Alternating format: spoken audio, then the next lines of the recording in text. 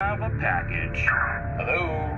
No matter where you are, the Sloman Shield Home Security System guards your home. With next-gen perimeter protection, 24/7 monitoring, and interior motion sensing. And right now, get a free Sloman Shield security system and doorbell camera, all professionally installed, for free. Shield your world, the Sloman Shield. Welton Rayom has more than 62 years of litigation experience handling insurance disputes.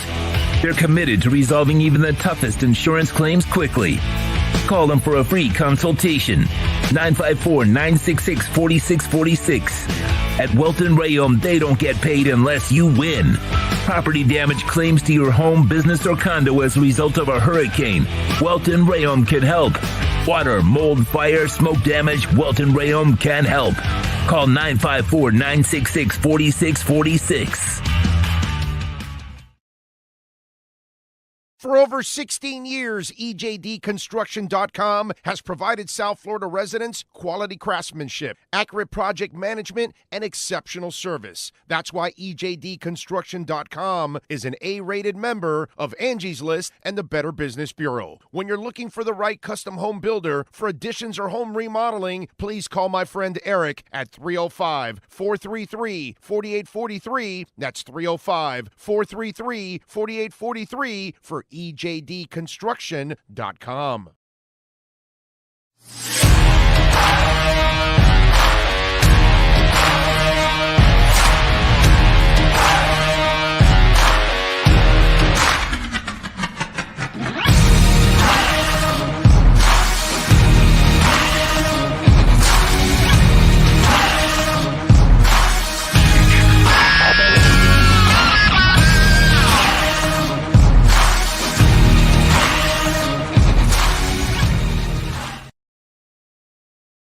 The viewpoints, statements, or beliefs expressed on the following program by the host, guests, or callers are not necessarily the opinions of FantasyAccess.com, Media Group Inc., ownership, management, sponsors, or website. The Sports Talk 305 network is back. It's time to talk Miami Dolphins football with the greatest fan base in the world. EJDConstruction.com is fully insured, liability and workers' comp. Call Eric if you need a custom home builder or general contractor. 305-433-4843. This is the EJDConstruction.com Miami Dolphins Postgame Show on the Sports Talk 305 network. The show is mastered by Sean Stanley and Chad Shobe. Here's your host, the Big O.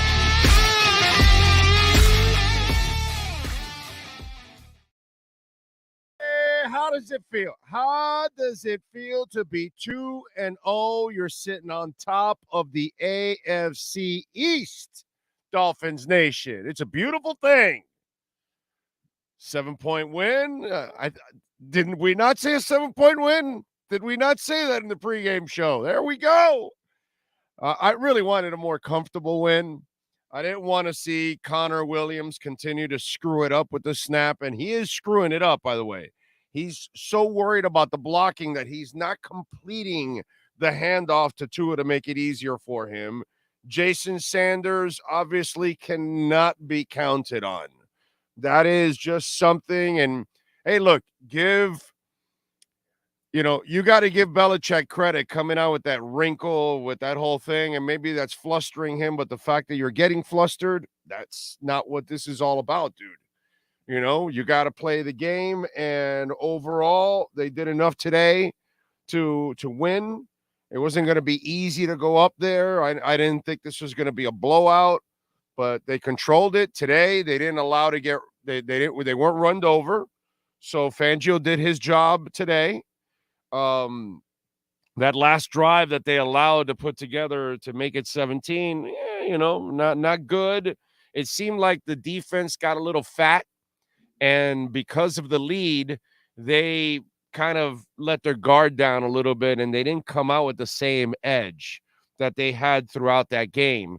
And I was proud of them because Ramondre Stevenson averaged just over 3 yards a carry, 15 for 50 yards. And that was one of the things that we were worried about because last week it was 239 yards. This week, it was 88 yards on 25 carries. So they were just over 3 yards a carry. Now, Miami, that did not feel like running last week because I told you they were going to make a point. That's what McDaniel did last week. He made a point about the middle of the field. Here, he went back to the run, 30 rushes, 144 yards. Mostert had a fantastic day. Mostert ran angry, dude. Angry. Okay, that was fun. 18 for 121 yards and 2 touchdowns. So he was fantastic. Waddle obviously took that shot in the back of the head. That was a dirty play on, what was the name of the guy? Mapu. So, yeah, but hopefully he's all right. Tyreek Hill, quiet day, 5 for 40 and a touchdown overall. Javon Holland had 11 tackles, 6 solo. Bradley Chubb showed up, man. Bradley Chubb had a sack today, a big sack today. I thought he had another half sack, but I guess they didn't give it to him in the first half. So he ended up with a sack, but he had seven tackles. He pressured a lot too. Had two tackles for losses. So he stepped up in a game that they needed him to step up. Andrew Van Ginkel, bro. Andrew Van Ginkel was everywhere. He was like, I think Andrew Van Ginkel earned himself a starting job. I would not take Andrew Van Ginkel out. I've been an enormous Andrew Van Ginkel supporter. He has a knack for making plays, and he almost made a couple of other big plays. He was this close on a couple of other plays, man. I was really, really impressed with him. But listen, in the end, this isn't going to be pretty. Look at the Bengals. They're 0-2. You know, this isn't an easy thing. You're 2-0. Both road games, okay, to start the season. Both without Teron Armstead, something that none of us expected. Obviously, no Jalen Ramsey, so that's a loss. And you have some other people that you've missed too here in these games. Also, you've had a couple of injuries today. No Jalen Phillips, you know, that you added to the mix. So overall, you got to say that you know, that it's been pretty good. It's been pretty good to be 2-0. We got to feel super blessed overall that they're 2-0. Okay, really, really lucky that they're actually 2-0. I can't pull up the damn chat board here. I don't get this.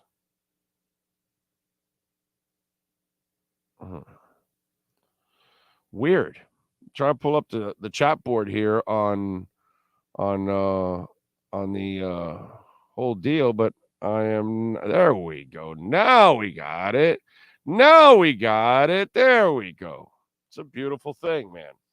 All right. So 24-17, some issues, of course, but not everybody is going to be, you know, perfect throughout the league. Everybody's going to have some kind of issues going on.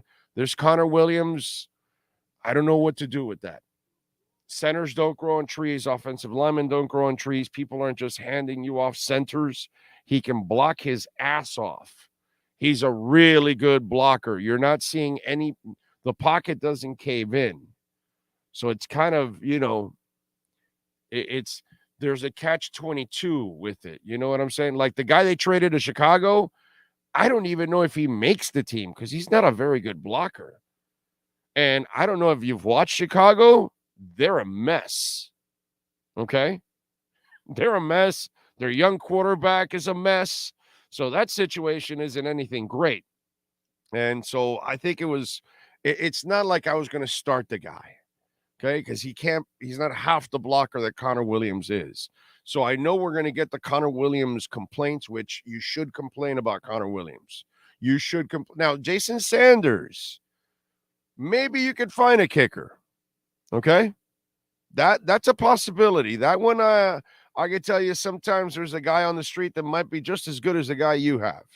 You know, so I would bring in kickers because he 2 weeks in a row did not come through, because today he had the opportunity to make it a 10-point lead, and with that offense that you were facing, that it was over at that point. So he had a chance to end the game. And then last week, he had a chance to make sure you had a 3-point lead, and he put the game at risk because it became a 2-point lead, and all of a sudden now you could easily lose with a field goal. So Jason Sanders has been a real problem in the first 2 weeks of the season, and he has not come through when you needed him most. Okay? That's the thing. He didn't miss in the first quarter and then do everything else the rest of the game. No. He chose to do everything throughout the game except in the fourth quarter when you need him most. So that's called yellow belly, choker, whatever freaking label you want to use for Jason Sanders, Justin Herbert, Ryan Tannehill, whatever label that you use for choking, okay? He Herbertized the thing, whatever it is.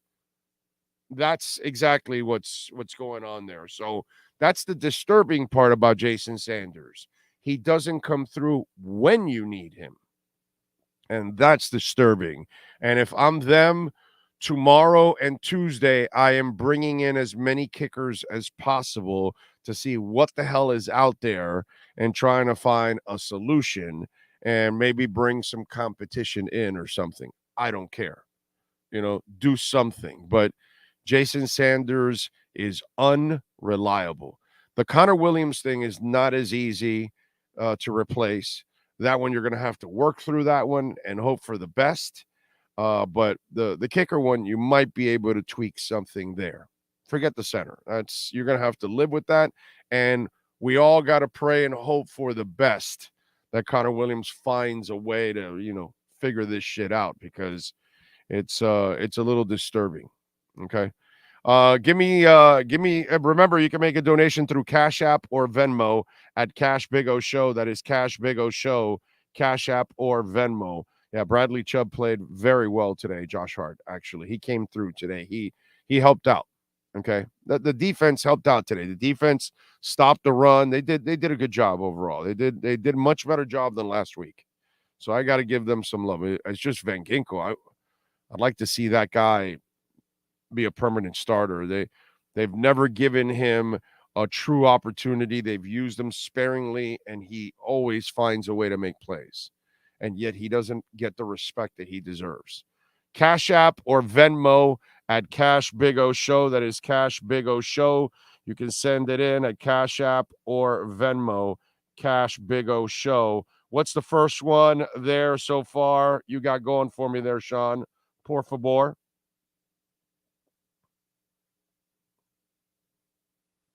No doubt. Thank you for the love on the super chat, my man.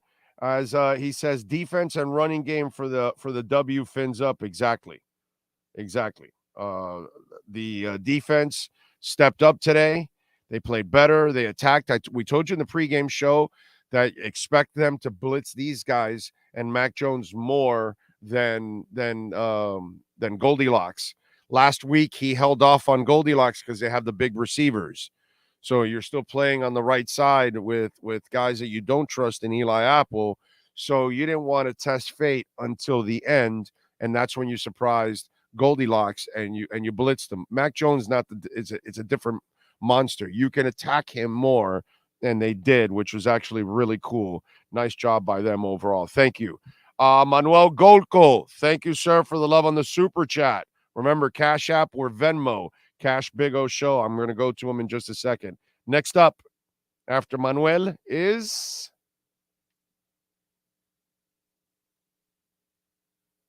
Leon Fresco. 2 road wins, no complaints. Pat's always tough. Yeah, man, definitely. Dude, they played tough against Philadelphia last week. Philadelphia had to fight and scratch. They were up by like 16 points, 16-0, and they came back on Philadelphia. I mean, Belichick's going to have a scrappy team. He's not going to beat you because he doesn't have the better quarterback anymore. So, that's the different ball game. Thank you, Leon. And that's right, 2 road wins, man. Like I said, that is awesome.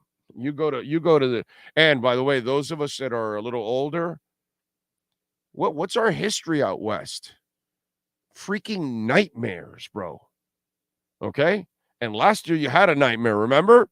With the Chargers in the San Fran game. So you went out west this time and you took care of business, no nightmare. You come back, Then you got to go on the road again now to New England, and you take 2 road games out of the way early. You're not going to New England late in the season anymore. Now they're going to come to you later on. Yeah, this is awesome. Awesome. True Fin fan, thank you. Defense and running game showed up. We adapted. Amen to that, my brother. Thank you, True Fin fan. Appreciate you. Next up, Sean.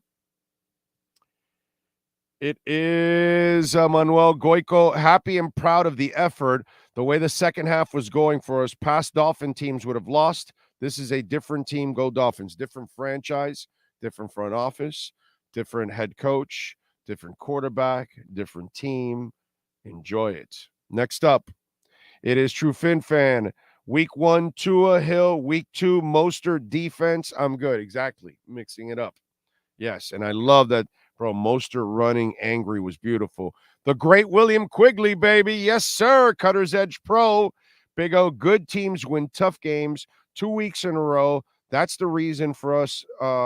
That's where reasons for us to lose. But instead of us in the past, this team knows how to overcome. Need to clean up the center play and kicker. Yes, big time. Need to take big time. But there's no doubt that in the past, William is right. They would have lost these kind of games, bro. They would have lost them. All right, next up, it is Chris Dravez. Waddle drops, really gets old. Yeah, he's a fantastic player, but he has a knock on him, and he drops too many passes. That's the one thing that will stop Waddle from being a great receiver. He's a really good receiver, but you're not going to be elite if this is a part of your game. When you're an elite receiver, man, you drop maybe a couple balls a year, not 7, 8, 9, 10 balls. You can't, bro. You cannot do that. And I think it was 8 last year or something like that. It's too much. It's too much for elite receivers. If you want to be an elite receiver, no, dude. He's dropping way too many. So, yeah, he has to clean that up. Hopefully he's all right with the hit on the head. That's the part that sucked. Next up, Sean. Phil Montgomery, good luck playing against this offense. World beaters at wide receiver and Mostert running like that. Pick your poison. The team is going to win a lot of games, yeah. And the offensive line, again, played a good game. They got a sack today. But, again, you played against a good defense. You're not going to be perfect. You know, we're not asking these people to be, the early 70s Dolphin line or anything like that. So I would like it, but that's just not the reality. You know what I'm saying? Cash App or Venmo, Cash Big O Show. That is Cash Big O Show. Peter German on Venmo, Cash Big O Show. I'll take the win. Great show. Defense, a great defense by Andrew Van Ginkel was a beast. I have to say, Baker looks like he's afraid of filling holes. He walks to the line and does crap. Baker's not a physical linebacker. That's never been his game. He's more of a blitzer, more of a pass coverage guy, that kind of stuff. He's a weak side linebacker. He's really not a middle guy. He's not a thumper, and he's a guy that has always gotten kind of, lost in the trash, as they say. He's not going to fend off blocks. He's going to go with the blocks. He's going to get lost in the trash. And that's just kind of who he is. That's who he's always been. Baker's not a thumper, dude. He doesn't fit this defense. And eventually, Baker and Agba are 2 guys I can tell you will be weeded out next year. But they have to keep them in here because of the salaries. Steve, Hateful Steve, what's he got for us? Typical McDaniel comes out of a commercial break and somehow gets a play off without burning a timeout. The Mostert saves Tua's ass 9 run. I mean, did you watch him last week? Tua did 466 yards. There was no Mostert. It was all Tua. It's ridiculous. You got to leave it to Steve to say some hateful stuff. See, this is my problem with your boy. They pay the score and make it a game, and what do we do on the next possession? So what, bro? He did a bad throw. That's going to happen, man. You're not going to be perfect. Everybody's going to make mistakes. No quarterback is perfect. He put too much air on it. Look, I'll tell you what happened on Tua's interception. It's pretty simple. It was a dumb throw on his part. He shouldn't have made it. But let me explain who Tua is. Tua's a rhythm thrower. Okay? that was one of those where he stopped and noticed how he kind of then jacked. And when he jacked, he threw it way too high and gave it too much air. And what he has to do is in rhythm, take the 3-5 step drop and release, plant and release. But if he's lining up and then he's flat-footed and then he's got to throw, that's not who he is. And he shouldn't have made that throw, and they shouldn't have called that play, McDaniel, and he shouldn't have made that throw. He should have kept picking them apart and using the clock out and wasting it instead of doing that crazy play. So it was a bad play call. They went Gordon Gecko on us and got greedy, and it was a bad throw by Tua because he wasn't in rhythm. Okay, he's not. I understand, dude. I know he doesn't have a cannon, so I know he's not a guy that's going to be flat-footed and can just launch a 60-yarder like nothing. So he has to be in a rhythm where he plants and he's able to flow, and his motion and his thrust all move in one direction, and then that's when he can get the most out of it. Put his hips, put the center of his body into the throw, and then get it in rhythm. That wasn't a rhythm throw. And so it was a disaster all from the get-go, and it was up to Tyreek to out-jump the kid, give Martinez, the rookie, Christian Martinez, a lot of credit because he went and fought Tyreek for the ball and took the ball away from him and got better position. So sometimes you got to tip your hat to the youngster. They went and tested the rookie. Tyreek thought he could take the rookie. He didn't take the rookie. The rookie's a player. So sometimes you got to just tip your hat. But the problem with you, Steve, is that you're a terrible fan, brother. You're immediately ready to spew hate on people when all they're doing is their best and they're playing well. This isn't John fucking Beck out there, bro. This isn't Pat White. You know what I'm saying? This isn't Jay Cutler with the scared passes and the bullshit out there. This guy's balling. He's coming off a week where he's 466 yards. And he did a lot today.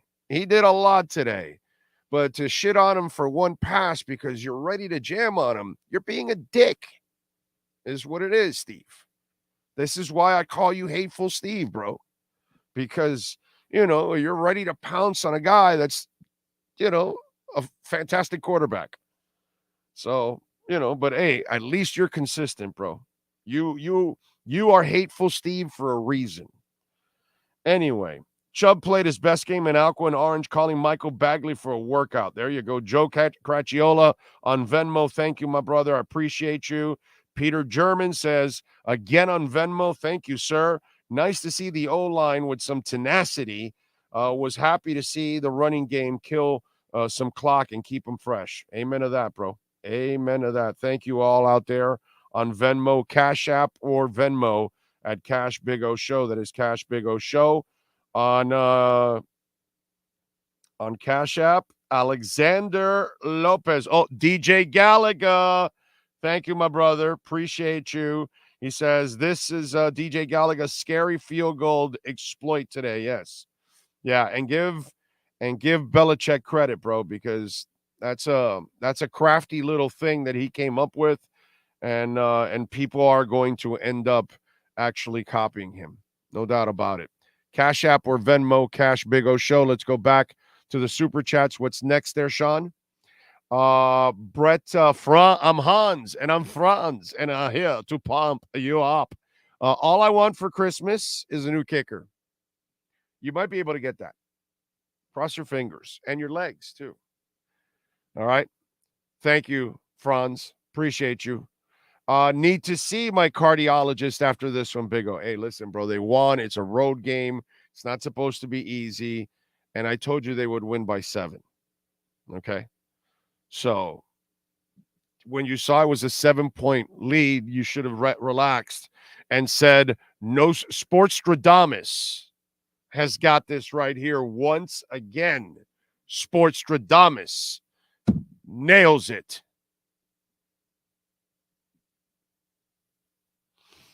All right, what's next? Jaime Prieto.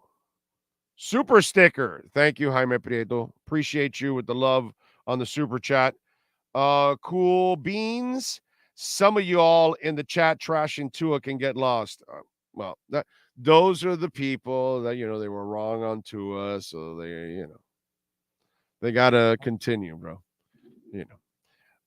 Tommy Black, never an easy win in Foxborough. Phinz for the win. Tua's 5-0 against the Patriots, not 4-0. 5-0 against Belichick. 5-0. Don't take one away from him.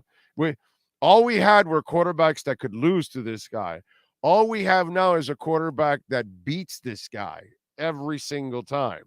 Next up, Sean, is MJ Augusto. Is it Augusto Clumps or something? It was the name of the fat kid that got swallowed up with the chocolate river and the whole thing in Willy Wonka. What's his name? Augustus or something like that. Van Ginkel is the 3-4 linebacker rusher we have. Van Ginkel is a playmaker, bro. I don't know what you want to do, but find a place for the guy. Move him around all you want because he can do it all. I don't give a shit. Van Ginkel makes plays. So find a way to get him on the field and find a way. And let me tell you something. When Phillips gets back, forget Agba. It's got to be Van Ginkel in there with Chubb and Phillips. For sure. It's a season where he's going to figure out who fits, who doesn't. Like I told you, Agba doesn't really fit this defense, so he's gone at the end of the year. He's going to notice Van Ginkel fits what he wants to do, and Van Ginkel is going to thrive in this system. Next up, Pat in Nashville. Woo! Thank you for the love on the super chats. That was a super chat right there. Wow, that's a stupendous super chat there by Pat in Nashville. Thank you, my friend. Frankie Fresco, great play calling by Mike McDaniel. Vic made adjustments, what Boyer never did. Boyer can't make adjustments. He had no secondary. It's hard to make an adjustment when you have no secondary, bro. If it's all injured, Boyer did a better job last week against the Chargers than Fangio did with a more injured team. So it goes both ways, man. But it's hard to trash Boyer when he doesn't have a secondary at all.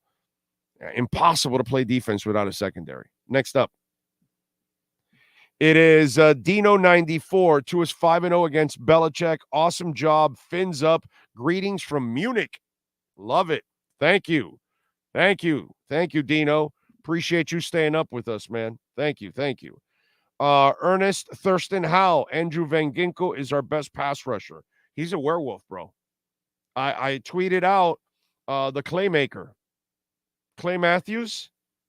He's white and he's got long hair, long blonde hair. So he kind of fits already the mold, right? But he plays like Clay Matthews. It reminds me of Clay Matthews. Andrew Van Ginkel. Just kind of gives me that vibe.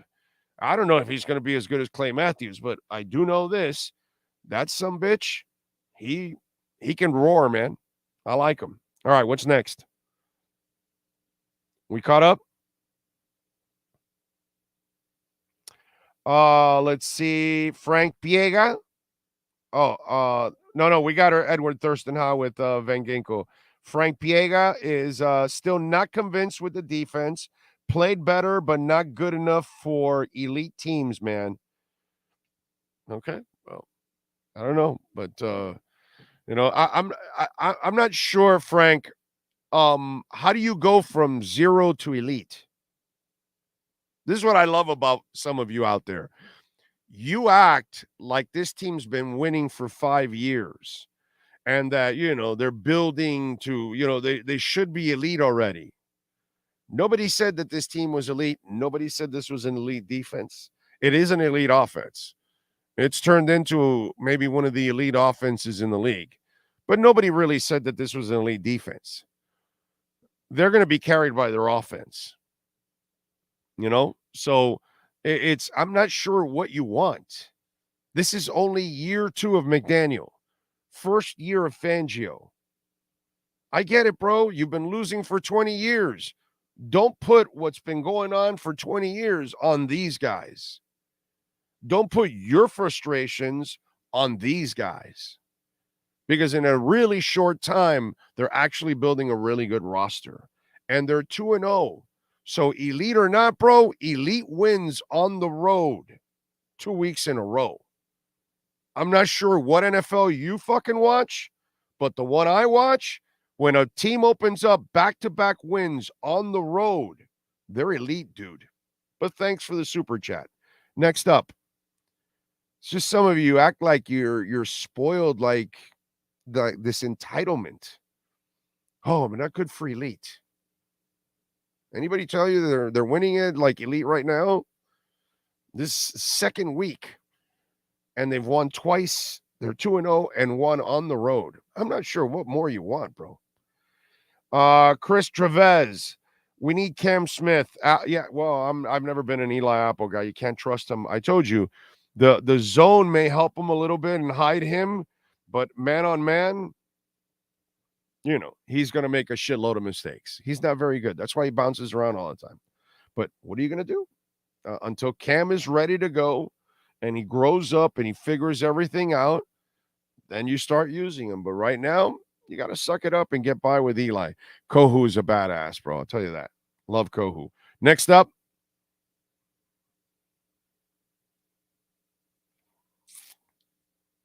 it is Rub-a-Dub-Dub. The Phinz are 2-0 in the tub. Tua with a great Tom Brady impression on the sack, felt the hands on him and just went down. This is one of the reasons TB played for so long.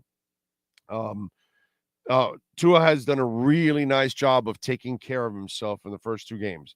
Played really smart, getting rid of the ball quickly, not taking any chances.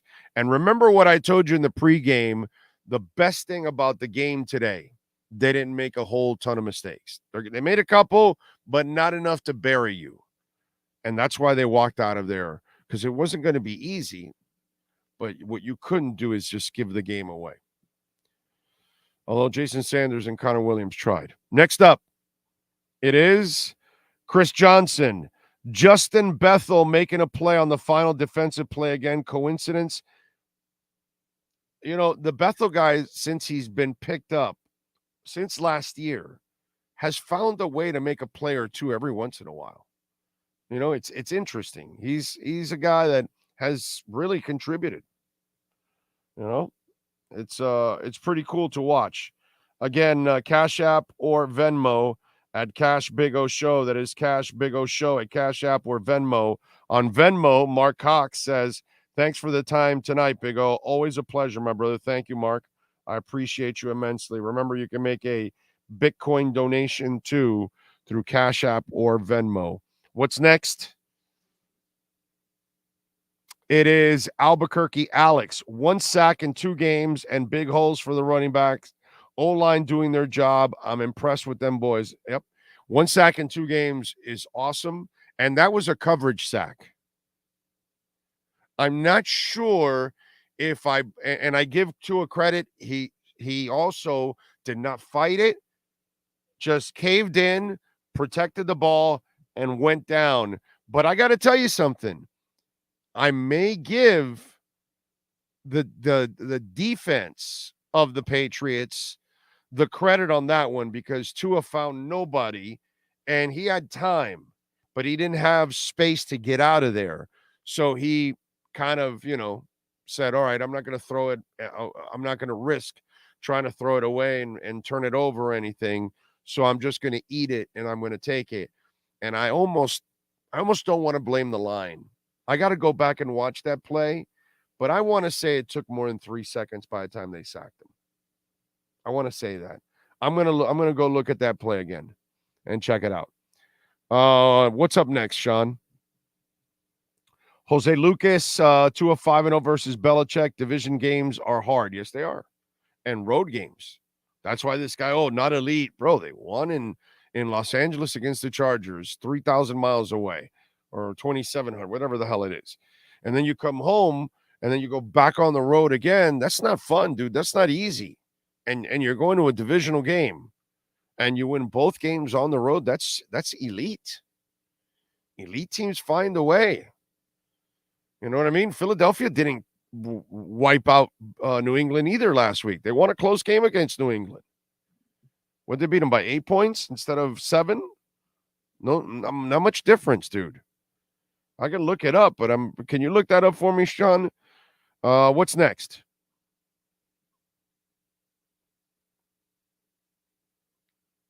Let's see. Fish. Great win today. You don't want to play your best at the beginning of the season. O-line played good and defense improved. Booking the reservations for Vegas before it gets expensive. Yeah, do that. You do that. Thank you, Fish. I appreciate you on the super chat. Dustin, thank you for the super chat. Looks like, is that Canada? Because I see the CA. Can we open palm slap Tua haters going forward? I miss Gesicki as our tight end. Thanks, Amanda, for watching the games with me while I bite my nails off. XO. Thank you, Dustin. Appreciate it. Chef Clamps, Tua CTE season. I don't know what that means. Tua CTE season. I don't know. All right, Matt Glass, thank you for the love on the super chat. Appreciate it, my brother. Brian Diaz, thank you, sir, for the love on the super chat. Very proud of the O-line and Tua's quick release. Yeah, man, like Marino. Helped Marino for a long time. Matt Glass also chimes in with another super chat. The 3 high safeties is a problem. Well, yeah, that's kind of how you keep things in front. That Miami played 2 high safeties last week to keep everything in front also, and that's why they ran the hell out of the ball. It's what you choose to do. And still, they found ways to loosen it up a little bit in the second half there in the early fourth quarter, and they made some big plays. Andrew Pereira, thank you for the love on the super chat. Appreciate you, my brother. MJ Augusto, did you ever think McDaniels would be this good? Not this quickly. No, I did not. And this good? I don't think anybody did.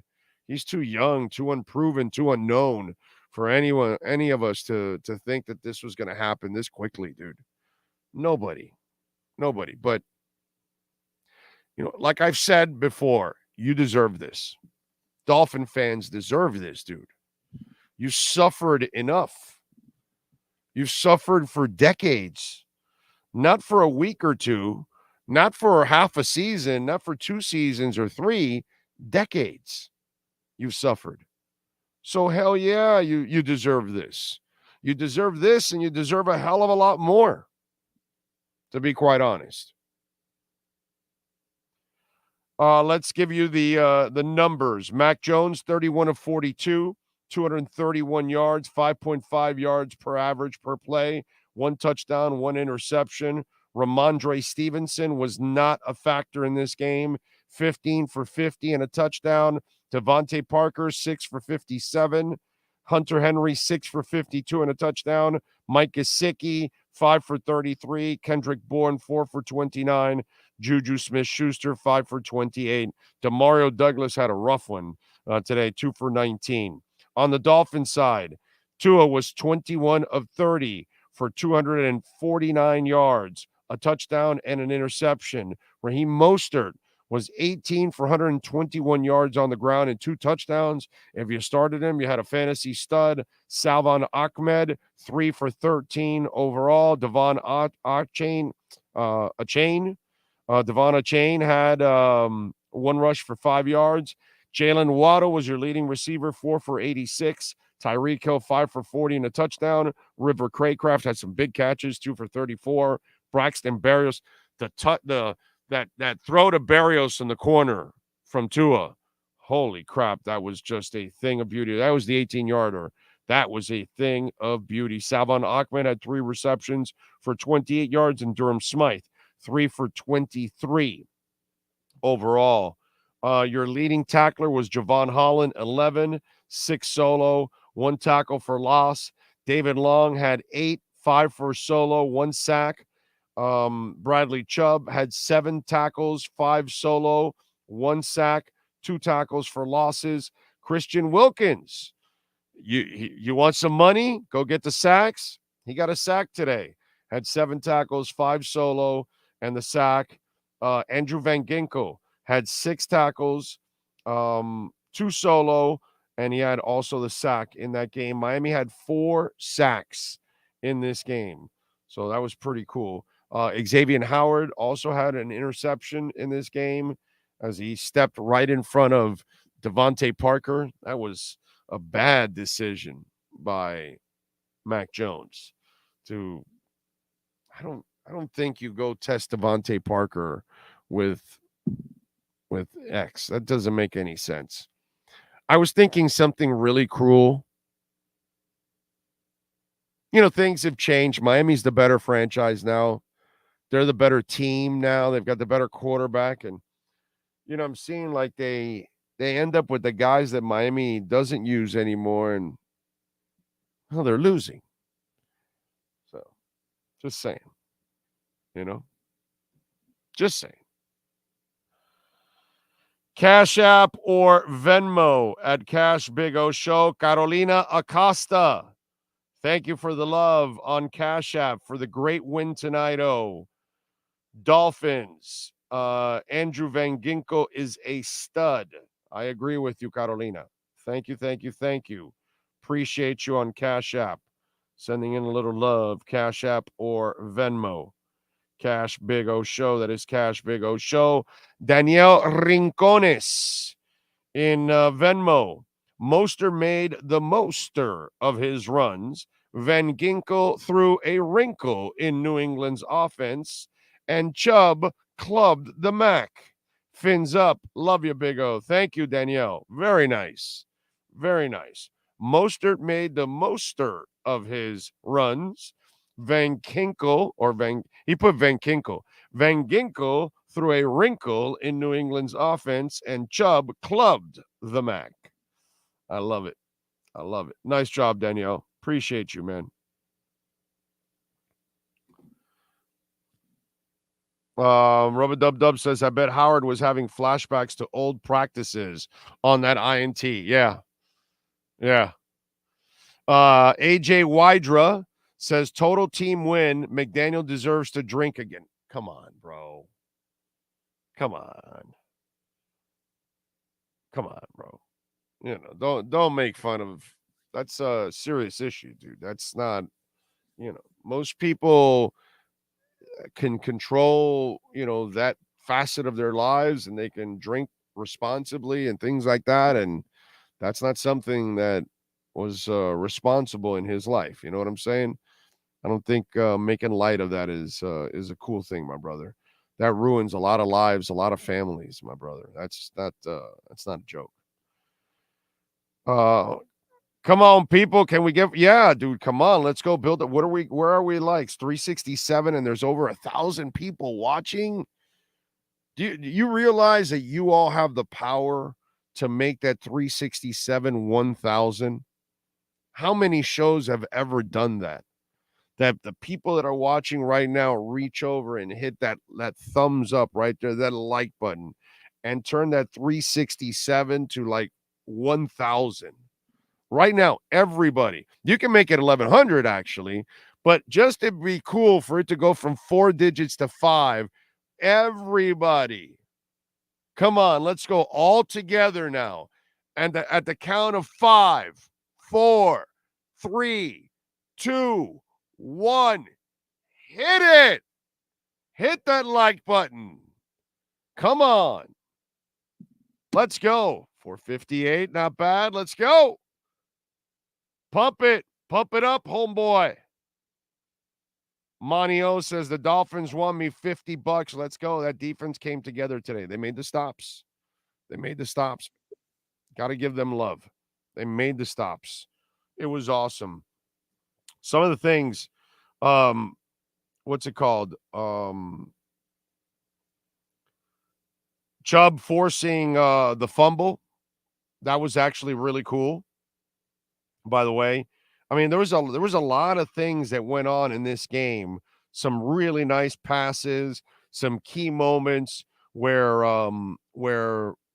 guys, David Long Jr., by the way, getting a sack, early on.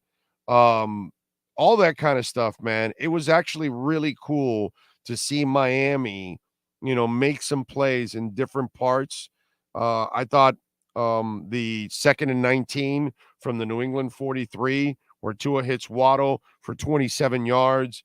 I mean, there were just moments throughout the game that there were just big plays. The Craycraft play, in the fourth quarter, I thought that was an absolutely awesome play. What else?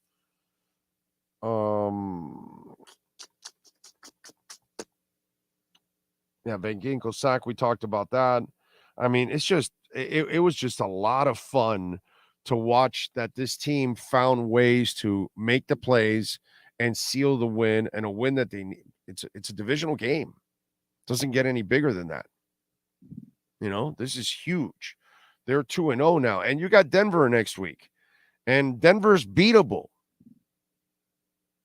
Okay, again, you can't take them light because anything can happen. But Denver's beatable, and you're home now. I mean, this really sets you up now. And Buffalo doesn't look. I know they dismantled the Raiders. I think it was the Raiders today, right? Am I right? I think it was the Raiders they beat. They dismantled the Raiders, right? Yeah, 38-10. But the Raiders are not a good club. But I'm watching that game, and Miami can hang and can beat the Buffalo Bills. This season is set up for Miami to be the top team in this division. They just got to go out there now and play up to their potential. Here's the best thing about this team. They're not even close. Okay? They're not even close to actually being a finished product. They don't know Fangio's defense completely. They played better today. The interior guys, kudos to them. They took that shit serious and played a lot better and stopped the run. But you still are not 100% yet. Teron Armstead hasn't even played, which that's the other thing. You have won twice on the road to open up the season without Teron Armstead. Anybody tells any of us, okay, you're starting the season without Teron Armstead, we are crapping bricks. We're all nervous as hell that they're actually starting the season without him. Oh, Safadine is ready to go. Let's do it. Let's rock. Let's bring him on. Let's go. Let's get Safadine ready with our Miami Dolphins postgame report. Let's get the latest from the Aqua and Orange with our Baptist Health of South Florida Miami Dolphins report with USA Today insider Safin Dean. From orthopedics, sports medicine, cardiovascular, and even cancer. Get the world-class healthcare your family deserves at BaptistHealth.net. Here's Safin Dean. There he is, locked and loaded. 2-0, baby. 2 road games to open up the season and a 7-point win. I guess Vegas, they were onto it, but, a lot of people who bet the Dolphins came out on top today. Yes, they did, Big O. Yes, they did. It's a huge win for the Dolphins. They did not fold when things got pretty dicey there in the fourth quarter. I think that's a really, really important takeaway that I have from this game. Jason Sanders missed 2 field goals. Belichick made the moves to keep his team in the game. Mike McDaniel was kind of uncharacteristic in that fourth quarter with that 4th and 3 after Connor Williams botched his second snap of the game. And they went for the field goal to kick the 55-yarder, It's funny, Mike has gone for 4th and 8 before against Belichick at home. Last week we saw him go for 4th and 8 or something like that against the Chargers. So I don't know why he wouldn't take the ball or keep the ball in that instance late in the fourth quarter up 24-17 as they were and try to get, a little bit closer or do something there. But, man, the Dolphins got away with one in New England. They almost got caught playing with their food in the second half.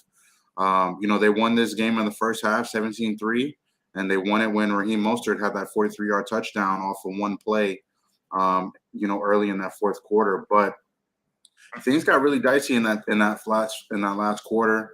Belichick was really great. He kept his team in it.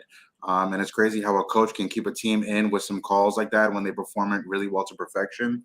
Wish Mike would have went for it and not have that field goal, but I will say that the Dolphins have this, I've told you this before, they have this kind of will to win. They have this determination about them. no matter what happens in the game, they're worried about the next play. No matter how things turn, they're always turning the page and going forward. I think a lot of it came from Brian Flores when he was here, and a lot of it is stuck together with Mike McDaniel in a way that coaching turnover doesn't really help, or does you don't really see coaching turnover like that in the NFL, where something one coach brings to the table, another coach kind of takes and advances. That doesn't happen. Usually it starts all the way from the bottom. These guys, this is a core that has played together, that has stuck together. And I think what you're seeing now with the Dolphins now is that togetherness, that cohesiveness. You get it from all the guys on defense. That's why you can depend on them in a game like this. And the guys on offense did their job as well early on, Big O. Bro, what do you do with Van Ginkel? I mean, somebody's got to commit to this kid finally and start him, because he's been like this from day one since they drafted him. Whenever they give him some time, he always does something to catch your eye. He has played a lot the last 2 weeks, and all he does is find ways to make plays. He's always around the football. He's always making plays. Man, this looks like the right scheme for him. Somebody else, Emmanuel Ogbah, just went down on the depth chart too, Big O, with that one. AVG came to play today. Jalen Phillips was out with, I believe, a back injury that he, hindered him in Friday's practice. Showed up questionable, didn't play. Patriots obviously didn't have a bunch of starting linemen. I believe both their backup tackles started. So it was a good game where you didn't need Phillips. I think Phillips probably would have went. Good for them to keep Phillips out. Van Ginkel's an absolute animal, man. He's an edge rusher. He's an outside linebacker. I can't forget the day when the Dolphins drafted Andrew Van Ginkel, and I'm at the Dolphins headquarters, and I'm like, who is this guy? And now we know who this guy is, bro. Andrew Van Ginkel is probably one of my favorite Dolphins to talk to in the locker room. He's a very, very quiet guy who knows how to get after the football, man. He has the respect of all his teammates. They love playing with him. He entertained some offers or entertained some areas during this offseason before re-signing with the Dolphins, which is a huge, huge, huge deal that the Dolphins re-signed him to boast their depth. You saw him in this game, man. Let me look up the stats for you right now. Six tackles, I believe. He was just a menace, man. Did you see that one spin move he put on that right tackle in that second half, dude? He plays with a lot of juice, man. And look, Wilkins played pretty well. Wilkins played okay. Bradley Chubb finally stepped up. We saw Bradley Chubb a little bit more than we've seen him in some other games.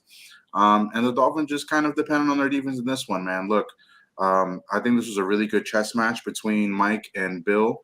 I think, when we saw the beginning. When we saw the beginning of the game, sorry about that. I don't know what happened there.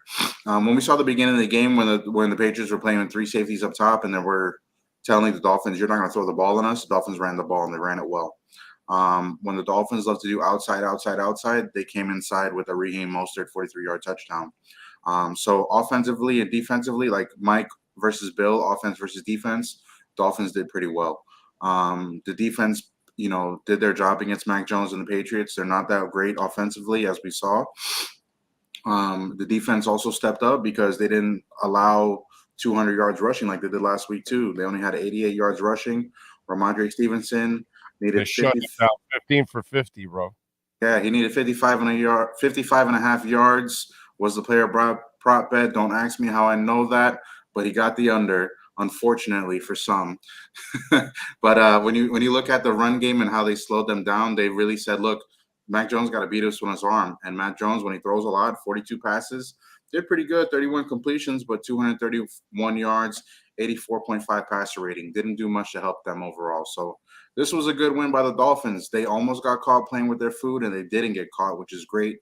You got to win on the East Coast. You got to win on the West Coast. You're 2-0 without Jalen Ramsey and Teron Armstead. I mean, the rest of the league better watch out. It's brewing here in Miami. Yeah, dude. They're not even playing their best football yet. Like, they don't know Fangio's system yet. Fangio doesn't know all these players yet and how to use them in different packages. He's still trying to figure that shit out himself. You know what I'm saying? Eli Apple, he may be thinking, well, I got to speed up Cam here a little bit more. So there are things that are going to happen that are going, barring injury. If everybody is healthy, this team should only get better. And the Oh, good thing, and the good thing this week was last week they abandoned the run. And because they were dead set on passing and they were dead set on sending a signal. But this week they were dead set on running and bringing that back, and they established it early on, right from the get-go, that they were going to run the ball and have success throughout. And I think that gave the offensive line also a chance because they need a rhythm in order to do something like that. This is exactly what you wanted to see last week, Big O. You were calling for them to run a lot last week, and told you Tua was balling out, lights out last week. Raheem Mostert, 18 carries, 121 yards, 2 touchdowns, 6.7 yards per carry. Crazy. Even Savon Ahmed, 4.3 yards per carry.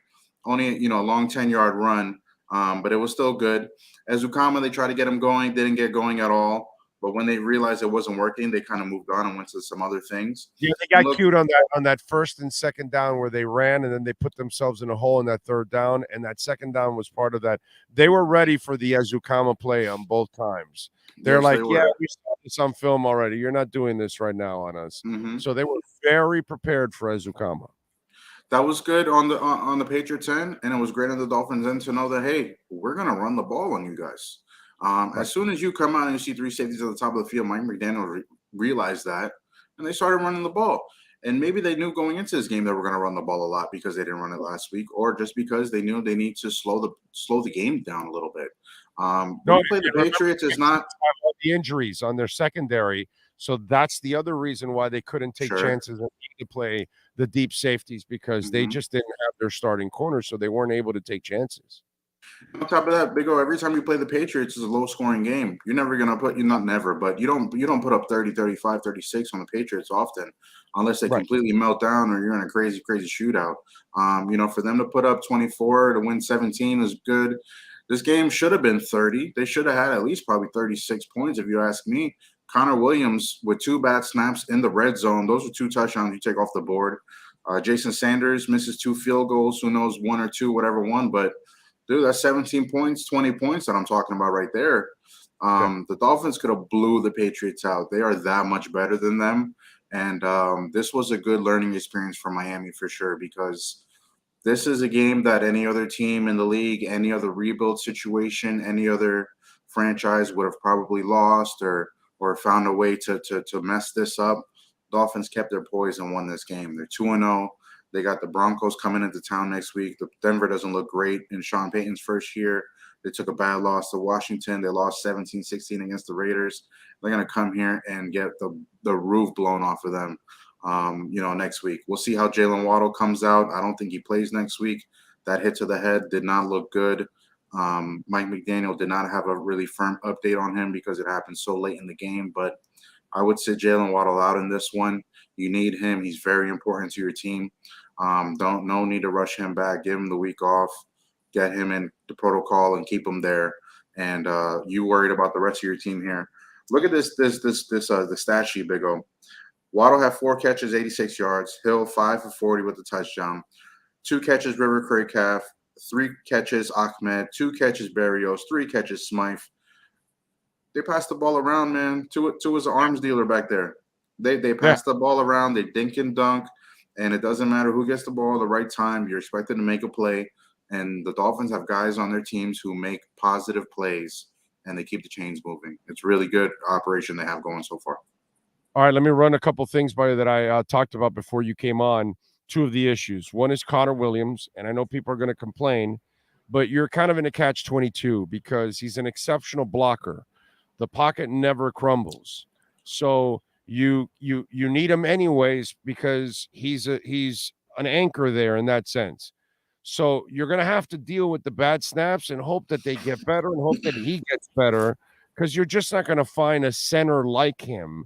Like the guy they traded to Chicago can't block. He can't block half as good as this guy. And so if some people say, oh, well, you might have used him for snapping. Yeah, but then guess what? A lot of people would have been breaking through, and that would have caused problems for Tua also.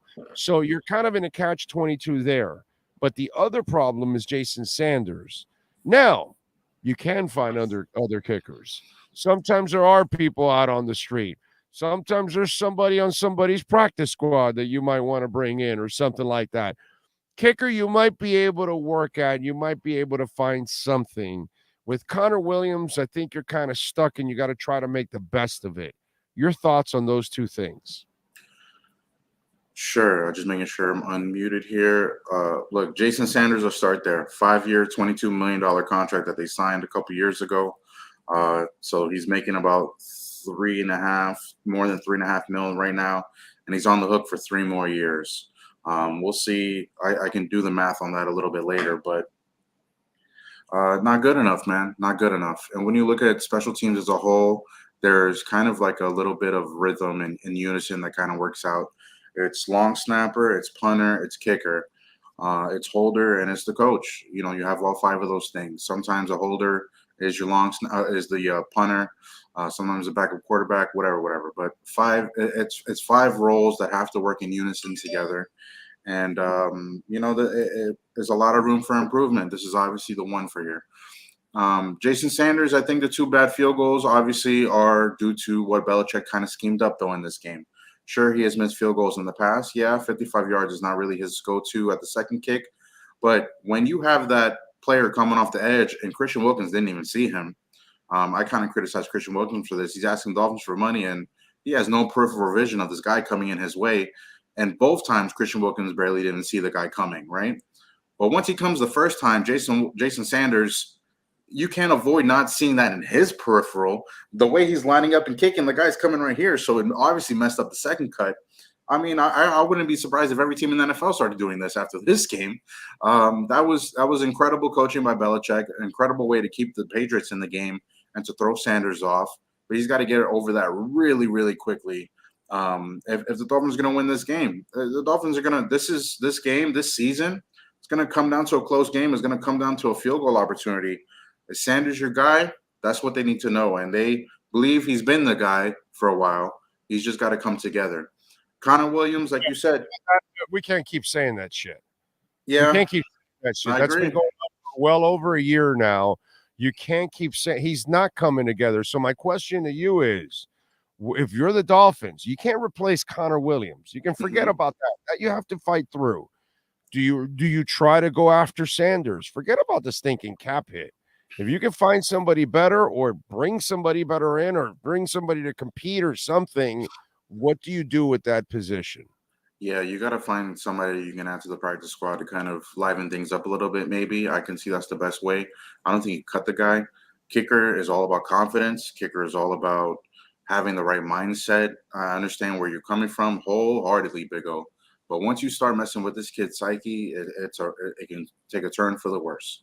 And that's something that you probably don't want to play with if you're the Dolphins standpoint. But what Jason Sanders needs to know is he needs to make the kicks. They're paying him. He has job security. But if I'm the Dolphins, you definitely have to start looking if this becomes a bigger problem. Sure, it's happened in the past. Jason Sanders is like, inside 40, we're good to go. I don't want him kicking anything past 52. Last week, he put the game at risk. Last week, yes. He put an extra point.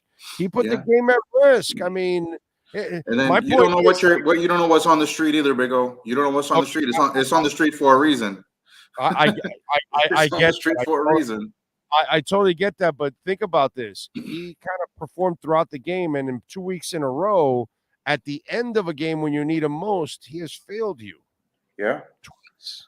That's not 2 weeks, and you're lucky you're 2-0. You were lucky you're 2-0. This would be a louder issue if this was the reason you're 0-2, yes, but you got to keep working at it. Danny Crossman and that staff, they have to keep working at it.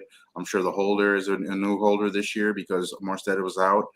This guy, Jason Sanders, always had a new holder or a new long snapper every year of his Dolphins career. So when I told you the thing about continuity and missing and things like that, it's just like a machine. If one piece out of that machine is changed or missed, it takes everybody a little bit to kind of get back on the same page. I would say with Connor Williams specifically, you mentioned the catch-22 and stuff. The Dolphins already knew this was a guy that was not a center, and they have him playing center. So, yeah, there are going to be some growing pains. I feel bad because Connor Williams kind of came in and was asking for more money, and you're not showing the reasons why you need that more money. You're not playing. Well, if you're Connor Williams, like, I'm playing a position that's not even mine, so I can understand where he's coming from. But the snapping things, it was not really much of an issue last season. Now it's become No. a little bit more of an issue. So, Yeah. Obviously you had 2 red zone opportunities that did not work. If this happens again in the future, Dolphins could lose a game. It's plain and simple. I think he's going to get that together. I think Tua needs to be a little bit better in those situations, even though it's improv all the way. Tua almost hurt his ankle in the first one. And the second one, I think I forgot what happened on the second one, but the play ultimately died. Like he's shorthanding it. It's not like he's following through. It's almost like he's almost like he's dying a block. Yeah, it's tough. It's tough, and Tua's got to get under there, man. I actually, one year when Ryan Fitzpatrick was here, I was dying to do a story with him about putting your hand under the center and what that all meant and all that stuff. But they got to get close, man. They got to get real intimate with each other and figure this out, bro, because that could be a reason why they lose games, just like Jason Sanders could be a reason why they could lose games too.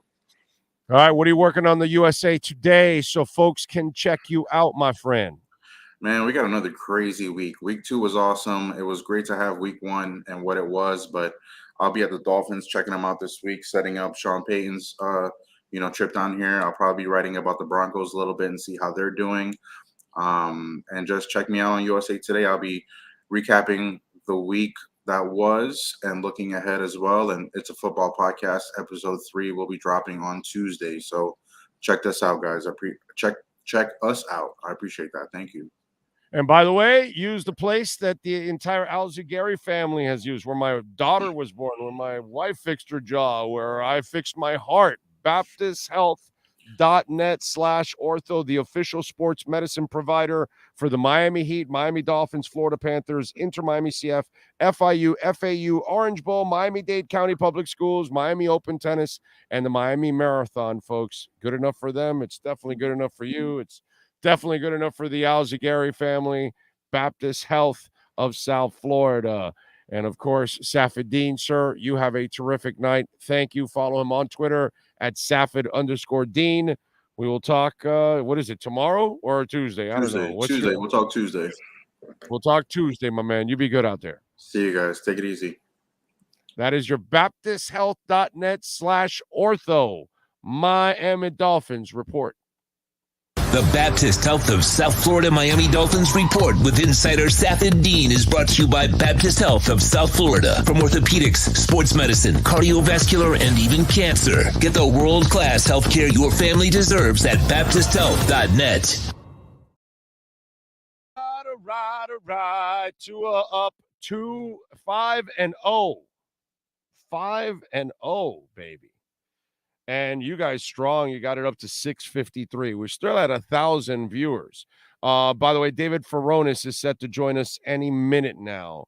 He's going to join us. So we'll have some fun with him with our EJD construction.com Miami Dolphins report. He should be in about 10, 15 minutes. David Furones is going to join us. Let's check here. Remember, Cash App or Venmo at Cash Big O Show. That is Cash Big O Show.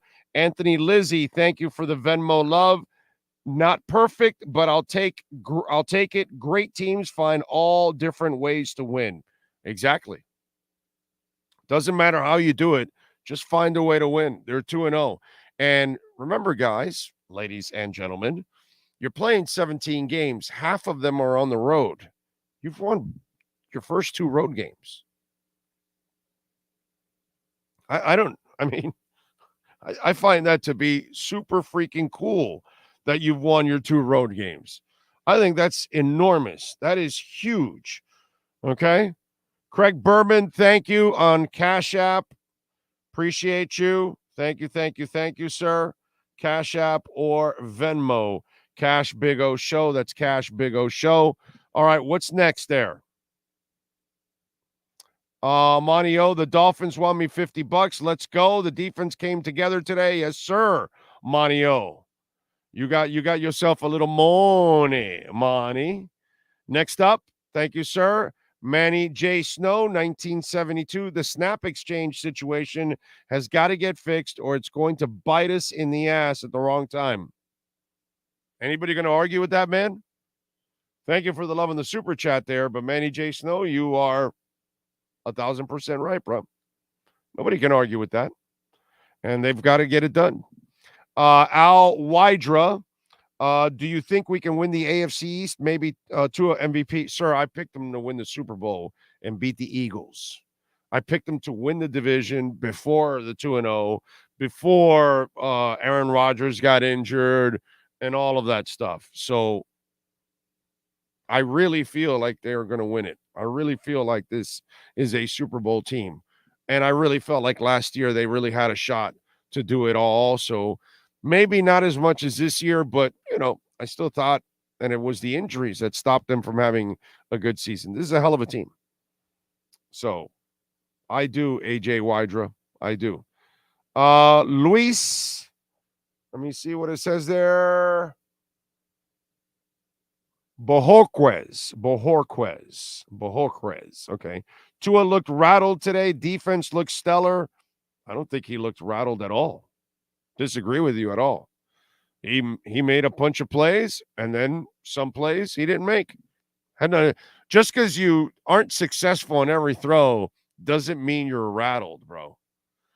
I think you may want to watch Zach Wilson today. That's rattled. Tua's not rattled, bro. No.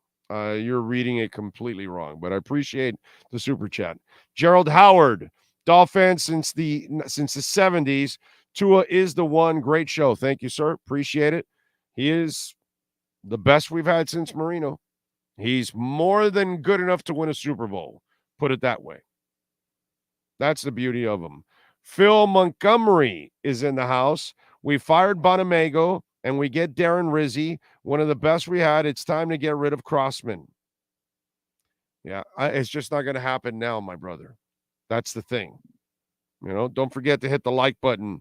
Smash the hell out of the like button. Let's get it. We're at 669. It's 929 watching right now. Next up is Matthew Lean. Big O, 2-0 on the road. All we can ask for. Book the hotel, baby. See you in Vegas, my brother. See you in Vegas. Book it. Book it, Dano. Do it. I booked our Airbnb already. So we're set. We caught up? Okay, we are caught up. All right. See if we got anything on Cash App or Venmo. Cash Big O Show. That is Cash Big O Show. Cash App or Venmo. Let's see what we got here on the regular chat board now. I can get to it. I think we're seeing McDaniel mature as a play caller, says Vinny. They took away the big splash plays, and he stuck to the running game and short passing game. Yeah, man. If they're going to play the high safety like Miami did last week, then you set yourself up for that. And that's exactly what they did. And that's what the smart coaches do. You take exactly what they give you. And if you can run the ball, then run the hell out of the ball. That's the difference that I think people haven't figured out yet, that Miami has a line. That's the thing. Miami has a line. They can run block. They can pass block. It's something that they haven't had in forever. So Tua has more than enough time than he needs to make his plays. The running game is getting space to make plays. I don't know what more you can ask for from these guys. That's the beauty of this situation.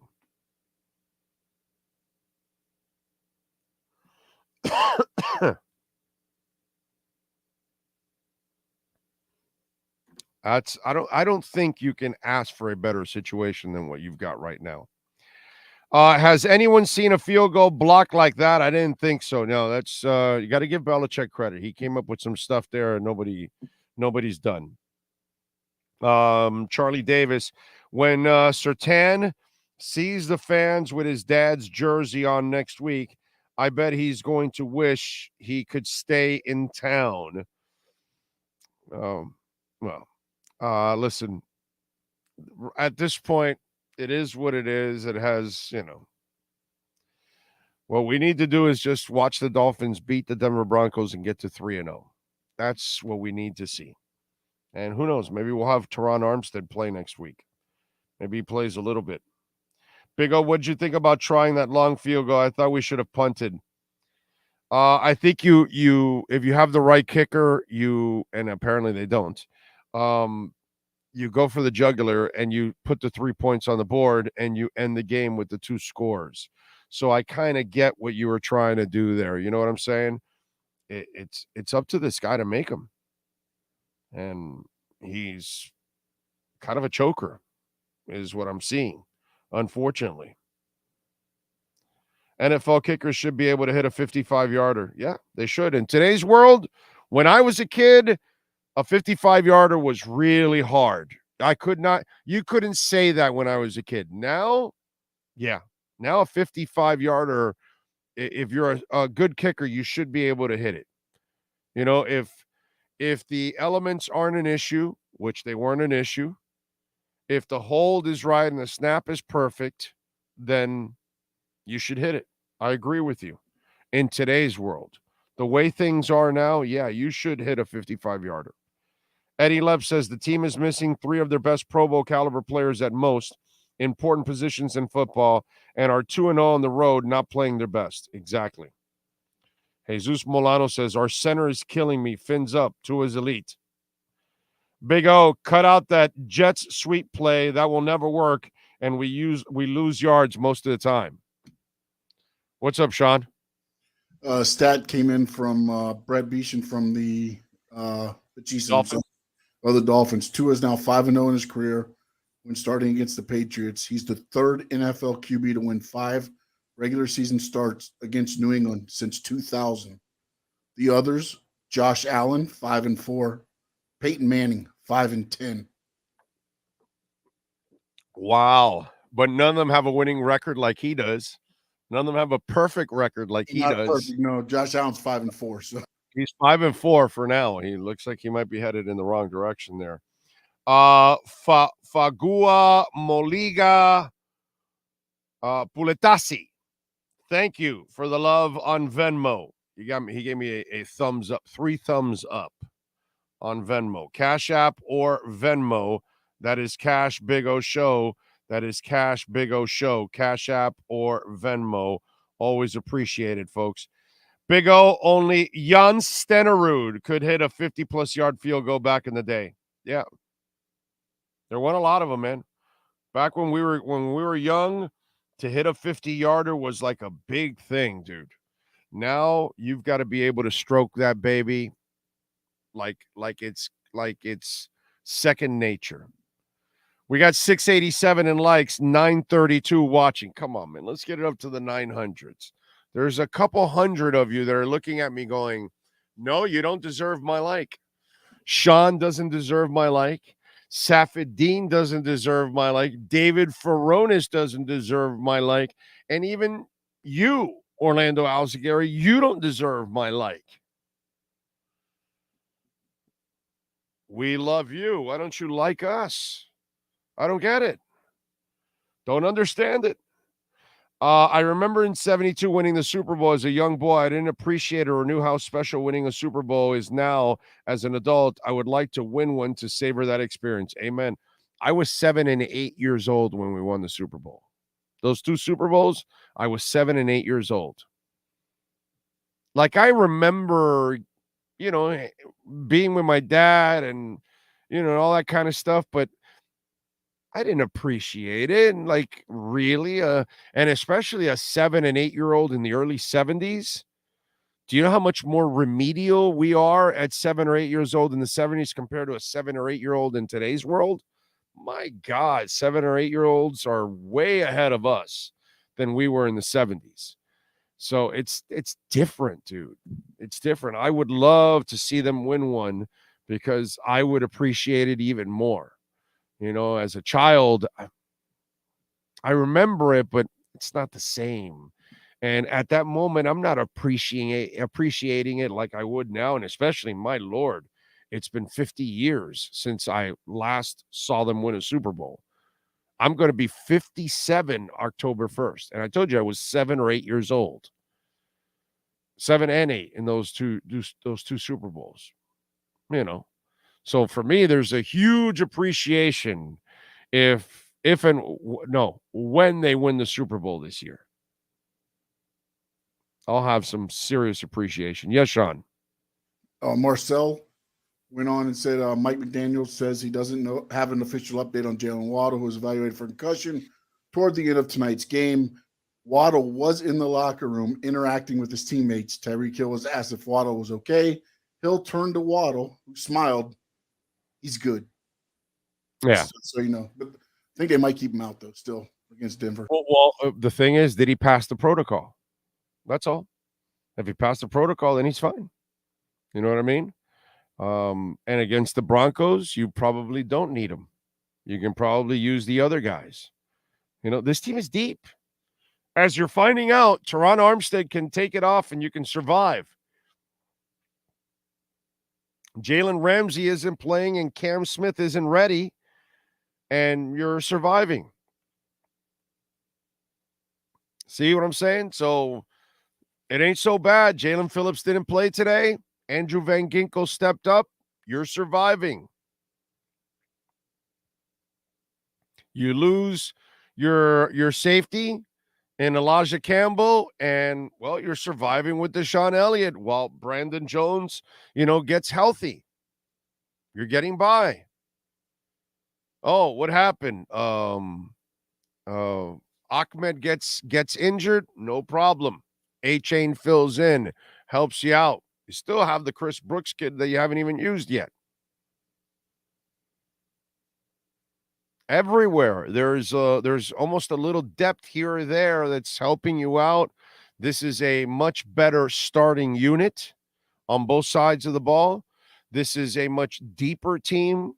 This is a better coach team overall on both sides of the ball, because now you have somebody that really understands NFL offenses. We've had several defensive-minded coaches over the years that are pretty good. We haven't necessarily lacked a lot of bad defensive coordinators. We've kind of had some pretty good defensive coordinators overall. But the balance you have now overall, and Fangio still doesn't even know all his players yet. He doesn't know what they all do, what's their strengths, weaknesses in certain situations, in certain packages. He's still figuring all of that out. And he'll have a better feel midway through the season, 3 quarters into the season. He had been through a lot of shit. And now he's able to measure these guys and figure out who they are. So they are still going to get better. That's the beauty of all of this. They've got the depth, and they are still getting better.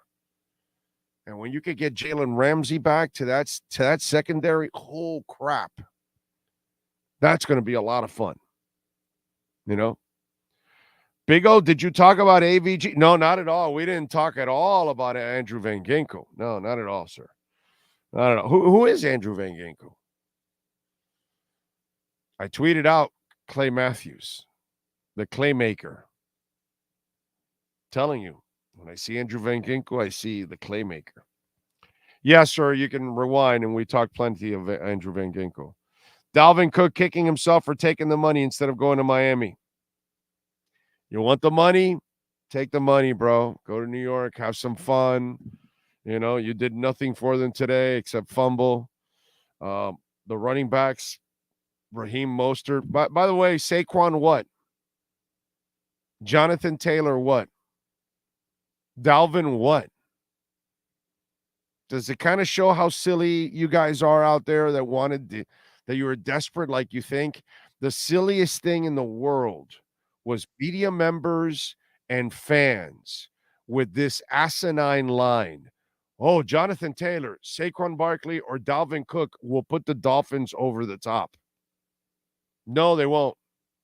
I bet Raheem Mostert outrushed all 3 of those guys. Do me a favor, Sean. Look up the rushing yards of Dalvin Cook, Saquon Barkley, and Jonathan Taylor. Well, Taylor's 0. He's not playing. I was going to say, I can tell you Taylor's right. Right. And Saquon Barkley got injured. So I don't know how much he had, but I'm pretty sure it's not too much. And Dalvin Cook may have had 7 yards. Raheem Mostert outrushed the 3 clowns that you guys wanted to overpay for.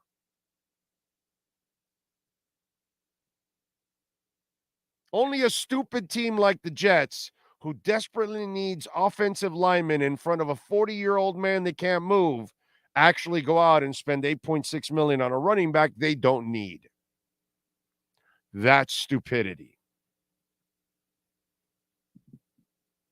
All right, let's get to our EJDconstruction.com Miami Dolphins report with the one and only David Furones. No platform is more dedicated to the Miami Dolphins than this one. Let's get the latest for the Miami Dolphins Nation with our EJDconstruction.com Miami Dolphins report with David Furones. All right. There he is, locked and loaded and ready to go. How was Waddle in the locker room? Yeah, well, I was at the podium. My colleague Chris Perkins was in the locker room, but I did ask Mike McDaniel about Jalen Waddle's status, and he did not have an update yet. Just said he was being evaluated, so nothing yet. They'll know more tomorrow. All right. Your thoughts on the win, and what do you do with Connor Williams, and what do you do with Jason Sanders? Oh yeah, that's two different sides of the spectrum. 2 for 1 there, like Mike McDaniel gets asked at his press conferences by us. The Furones are for ones, 2 for 1. We could say the win. This is what these teams should do: is go out and win these games. Now it's always going to be tough on the road against a division rival. So I expected this one to come down to the wire. The way it was going throughout the game, I didn't think it had to come down to the wire the way it did. But just the missed opportunities to finish them off ended up putting the Dolphins in that point. At that point. But what'd you ask? The special teams plays, the blocked field goal, that just a unique what do you look. do with those 2 guys and their Connor Williams and Tua? That's right. Yeah, you see, look, I lost track of the 2 for 1. Yeah, it comes up again. It's concerning at this point, and at a critical juncture, that it almost lost you the game, where it's a 3rd and short, and you can put the game away by picking it up, and instead you have that issue come up again, and you end up with a missed 55-yard field goal. The Patriots have a short field after that. Connor Williams does a good job as a center in everything else that he does. So that's the issue. It's not like just get rid of the guy, but and Tua shouldered the blame himself. So last time Connor Williams was shouldering the blame in the locker room. I'm not sure if he was spoken to in the locker room today. We'll have to get him soon, but Tua's always one to pick his guys up as well. So, but that's got to get corrected, and it's got to be them. It's not like you're just going to make a change at the position because Connor Williams does everything else. That's what I talked about, that you really can't get rid of him because he's a phenomenal blocker. And so listen, if the pocket was crumbling and he was doing this, then yeah, now you got to start talking about doing something. But the pocket never crumbles. He does an exceptional job of blocking. He might be a little too eager to block before he finishes the snap. I think that's his issue right now. And so I get it. But Sanders, that's one that you could do something about and bring somebody off the street or something like that. But he's failed in the last 2 key moments of the games in the last 2 weeks. It's at the end when he's even screwing up. And so, that's a real concern, bro, that this guy's not good. And we've already had our moments with Jason Sanders over time. So this isn't something new. He started off with the back and forth. He had 1 good year, 1 bad year. And then just last season, it was a 50-yarder. So he was making mostly everything from inside. I know that Chicago game, he had a short field goal miss and I think an extra point too. But then obviously it was just the 50-yarders then that you were concerned about. He misses one here, gets another kick blocked, and back-to-back games where he is costing the team, where you could have put the game away, 2-possession game late. Andrew Van Ginkel. I get it when you get Jalen Phillips back, but you got to find a way to put this guy on the field, bro, because all this guy does is make plays. You know what I'm saying? Like, Ogbah's screwed now. You know what I mean? You better get that guy out there way ahead of Ogba. Ogba doesn't even fit what you're doing. So you kind of got to have to tolerate him for this year. Unfortunately, it's not Emmanuel's fault. They changed the scheme, and he probably doesn't fit it well. But holy shit, dude, Andrew Van Ginkel, he looks like Clay Matthews to me, bro. Yeah, with the hair and everything. By the way, an interesting note: the Dolphins threw out their first team defense pregame and in warmups, and they had Emmanuel Ogbah at that spot that Jalen Phillips would normally slide into. So it almost like I wonder if they were playing games with the Patriots, like this might be our starting defense, and then have them prepared for Ogbah if they're making any last hour adjustments before the game, and then Andrew Van Ginkel's the one thrown out there, which it's just I would imagine the Patriots still had to figure based on a blade and did I lose you there? No. It was, you were kind of fading there, but what I was going to say is that sometimes I feel like Andrew Van Ginkel, if he was outside playing for the Patriots, like he would be a star for Bill Belichick. Like Bill Belichick somewhere all over the place making some plays, and since he was drafted, he's always done something, bro. And he never gets enough playing time. And I always wonder why. And now maybe with Fangio, maybe Fangio is the one that gives him the opportunity. I don't know. Maybe this, you know what? Maybe Flo didn't want him either, because maybe that's Flo's MO. Oh, well, the guy I didn't want, I'm not going to play him because you drafted him, or that kind of shit. I don't know what it is, but if Fangio's going to use him, today he was a werewolf, bro. He was awesome today. Yeah. Great. And it's a testament to him that he added positional versatility this offseason, where he's playing inside linebacker off the ball as well, on top of playing on the edge, how we've seen him perform exceptionally. So credit to him that he could fill in inside if he has to. He's been that linebacker in nickel packages, where you saw he outsnapped David Long, who was a big free agent acquisition, by so much in week 1. And then this week, Jalen Phillips is out, and you don't miss a beat because you have Andrew Van Ginkel there. It's crazy. By the way, 70 yards and 1 TD for Saquon. And Mostert had 120. Oh, so Dalvin and Saquon had 70 yards and 1 touchdown combined. Mostert had 121 yards and 2 touchdowns. So, because I was talking before you came on, because all the silliness. Oh, we got to go after Saquon. Oh, we got to go after Jonathan Taylor. Oh, we got to go after Dalvin Cook. Mostert outrushed all 3 of them. Look at that. I mean, I never thought they needed to add a big-time running back, and it was always going to be a luxury if they did. But, I mean, Raheem Mostert, he knows his system well. He knows Mike McDaniel. He's a guy that can't produce.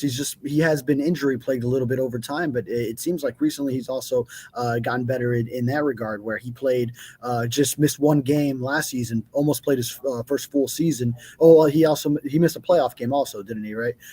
Yeah. So, yeah, he did. But between him and Jeff Wilson when he comes back, and then you have Savon Ahmed, who was a training camp darling, the way he has rejuvenated himself. So to have him sprout himself back up, and then you could still maybe get Devon A-Chain developed a little bit and ready to get in at some point if you have to go down that far. And Chris Brooks, you find a gem like that. These guys can just find running backs, and what's of greater importance is the offensive line, which was always a concern in the offseason that they didn't address enough. But so far, I think you got to give the staff credit for what they have put out there up front. Zero panic from Chris Greer and from Mike McDaniel. They have done a marvelous job of run blocking this week, because last week they chose not to run. Yeah. This week they went back to running, and they can run, they can pass block. They've allowed 1 sack in 8 quarters. They've done everything that they need to do as a line.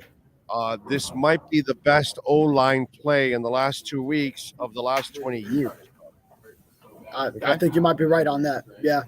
A 2-game stretch like this? Yeah. Yes. Probably. Mm-hmm. Yes. Yeah, it's been phenomenal. And credit to Butch Berry, really, because I know down here we weren't expecting a lot. The Ricky Williams thing, but it was really more Ricky Williams being so yeah, back then it was Ricky Williams. I remember. Yeah, I was a youngster. I was a youngster watching this team back in the Ricky Williams days. And yeah, I mean, he could create those yards. Nowadays, it's all about what you're doing with the blockers and creating those lanes for the running back. And and obviously you still need a talented ball carrier, but I think on the spectrum, it's definitely shifted where it's what matters more is the blocking up front and what the line is providing, and also probably the perception has shifted in that direction as well. I wonder, Teron Armstead, they probably gave him a week of practice to see how his body responds. There's probably You did say that. You did call that, yeah. And there's probably a chance he plays next week now. It's probably what's going to end up happening. And I think that gets you a week under your belt before Buffalo too. Yes. Yeah. So that's it makes sense because we were kind of talking, hold him out till Buffalo. But actually, if you think about it, this is really smart this week that they gave him some playing time. See how his body responds to the practice. Everything's cool. Then next week, you give him a game week to get ready, and then he plays against Buffalo, and he's got a game under his belt before Buffalo. Because to take on Buffalo flat, cold, you haven't played, that would be also a little bit of a, hey, man, look what's gone on with Joe Burrow for 2 weeks now, bro. Because he didn't have a preseason and training camp, his timing is completely off. And so for people to tell you that practice may not be that important, well, you know what? Maybe some guys like Deion Sanders can wake up and just get out there on the field, and because he can do that, because he did that kind of crazy shit. But some guys, or a lot of guys, probably need some reps. Look at Joe Burrow, dude. He's a badass, and he has looked so pedestrian the last 2 weeks because his timing is off. Yeah, and there's always been stories of veterans and holdouts that they feel they could just turn it right back on, and some guys are like that. I would think probably like a Tyreek Hill is like that, where he could just snap, turn it on, and go and dominate. I know like Xavier Howard has had a lot of times where he doesn't get team reps, doesn't participate in team reps that year that he was a hold-in, and then he still had a great season in 2021 when that was going on, and then finally the contract was settled. So some guys you can, and then it turned out exceptional really to have Teron Armstead get a week of practice, and then you got the win without having to go and use him and then put that wear and tear on him where the possibility of re-aggravation pops up, or just the lingering effects that then you just don't fully recover. So now I think this will be a phenomenal plan for him that he got the practice week. He didn't have to go into this game, can then get a game under his belt in the home opener against Denver. And then, yeah, absolutely. Now you've got a game under yourself for Buffalo week 4. Toby Marmorino is sending in a super chat, and we appreciate it. Now, do you know anything about the band The Knack? You do. I've heard this one before. I see it pop up on the screen. Yeah. You have heard it before. Okay, my Sharona, my Feronis. Okay, so I think you did that one time with me. I think I did. Maybe it wasn't on a show. Maybe it was just. Maybe we were just talking. Okay, my Feronis. So yeah. The only problem is, Sean, with our luck, we'll get tagged for it, right? If we do something that's look at this. It's like, YouTube's gonna tag us. No, I don't need the hassle. YouTube tags you for anything, like anything. It's really, and our channel, bro, we get tagged for anything, man. I don't know what the hell is going on. All right, what'd you think of the defense this week? Last week they got runned over, and this week, we kind of expected a heavy dose of Ramondre Stevenson, and I'm sure they wanted to do it, but dude, they shut that thing down. Yeah, I think they really took it as a challenge. They took it upon themselves. They challenged themselves to bounce back after last week and being run over the way they did against the Chargers. And they knew the Patriots were going to come back right back at them in that way. Ramondre Stevenson, when you have a guy like that's how you attack what was the number 32 ranked run defense off 1 week. So that was big to see. Andrew Van Ginkel step in and play the way he did. David Long was huge in that regard. So he took it upon himself and stepped up. Bradley Chubb, we saw some of his big plays, and Christian Wilkins some late as well. So just to see that front, Javon Holland with that big tackle for loss on Stevenson when he shot the gap, that was incredible. So a lot of guys making a lot of plays. Xavier Howard with an interception. We talk run defense, and then then eventually you got to get the turnovers off of that too when they go to pass. So works with a great pick and single coverage, great positioning on Devontae Parker, bodying him up. The Bradley Chubb punch out to Sean Elliott's right there. So many highlights on that side of the ball. Yeah, man, Chubb played well today, man. He got a big sack, forced a fumble, had a few tackles. He played well today. He had to step up in a big time. Christian Wilkins, he wants sack like money, right? Well, he picked up a sack today, so you got another 15 games to go, young man. Go get yourself some more sacks and get yourself, that bag, as they say. So we'll see if he can. I mean, listen, if you want the money, right? Connor Williams, you want the money? Well, dude, you got to snap. This is what it's all about. Jason Sanders, you want to keep your job, dude? You need to come through. Now, some of these other guys, Bradley Chubb, you wanted your money. Today was the day you had to step up. You stepped up. Good for you. Christian Wilkins, you had to step up. You stepped up. Good for you. Some guys are stepping up. Some other guys are not stepping up now. Yeah. So, and the difference is Chubb got his money. Chubb got his money with that contract extension when he was traded over. So sometimes you do see that where then they don't keep stepping it up afterwards. But hey, credit to him that week 2 he took it upon himself to perform a little bit better out there. So, and by the way, this is good for. And you're hip with the lingo. You're hip with the lingo too. I hear. Right. By the way, you can catapult this now. Hopefully, this helps him against his former team because everybody loves going up against their former team. So Bradley Chubb now gets to go up against Denver, and maybe that's a little extra motivation, and maybe he can get himself a couple sacks this week. Yeah, carry some momentum into that game. Absolutely. Yeah. All right. What are you working on the Sun Sentinel so folks can check you out? Great, man. Great game coverage out here. So obviously everything between myself, Chris Perkins, who we were out here, all angles. I actually have to check with him on what he's been writing. But a 2-0 start from all angles. Tua handling the Patriots defense the way they defended him. Those 3 safeties. What's that? 5-0. Tua. 5-0 against the Patriots. He is. Yeah. Mm-hmm. And 4-0 against Mac Jones. How about that? Yeah. I mean, Dolphin fans aren't used to a quarterback that dominates the Patriots, bro. That's some crazy shit. That hasn't happened here for 2 decades. Right. That's just exactly. It seems to coincide with that Tom Brady era. Yeah, exactly. Although Dolphins would still win a lot of those home games, they would often split. Yes. Yeah. They gave Tom some trouble here at home. But if you notice, that's what I've been telling Dolphin fans. If you're noticing now, you're going to start winning more of these games like you did last year. Why? Because you have the better quarterback. And that's been your problem for many years. You could have a gritty battle and all that kind of stuff, but if you don't have the better quarterback, you're not going to win. And while Tua's in the starting lineup, you're going what's his record now, bro? Do we know his record under Mike McDaniel since last year? In games where he starts and finishes too. That's another. Yeah.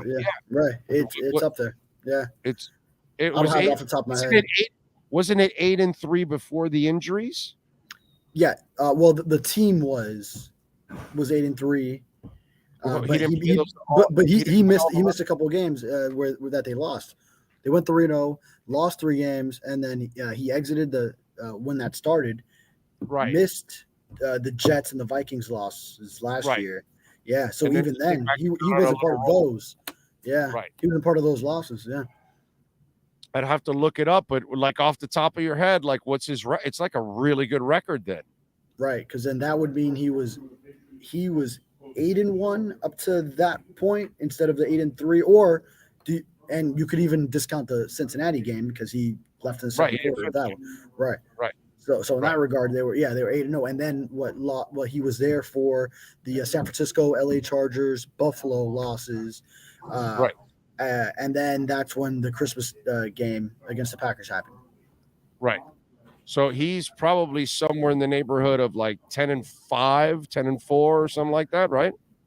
Yeah. Oh, actually, right? Yeah, because then now 8-3, and then depends if you count the Cincinnati game or if you count the Green Bay game, too. Yeah. Well, if he didn't finish it, I don't count it. Right. He just finished the Green Bay game. Yeah. Yeah. Games that he started and finished. dude, you're winning most of your games by a lot. So Yeah. that's a hell of a clip. That's 10 an and 4. 10 and article 4 is for what you. it would be. Yeah. That's an article for you right there. Remind folks that the lineup. Yeah. The stud numbers are there, bro. All right, follow him on Twitter at David Furones _. And, of course, catch him doing his thing here 3 times a week. He'll be back, Tuesday, right? You're back Tuesday? I think you have me at Thursdays, but Thursdays. twice a week. Post games and once a week. That's right. You're later in the week. Thursdays or Fridays. Yeah. Friday, yes. Cool. Thursday or Fridays. Yes, exactly. David, safe travels, my brother. Appreciate you big time. Thank you, sir. Now you don't even have to go to New England in the winter. Beautiful. Hey, the weather's always been, the 3 times I've been here, phenomenal. January 1st, it was actually very nice late last year. And then I had the opener 2021. So great time of year to come through. Good for you. Good for you, brother.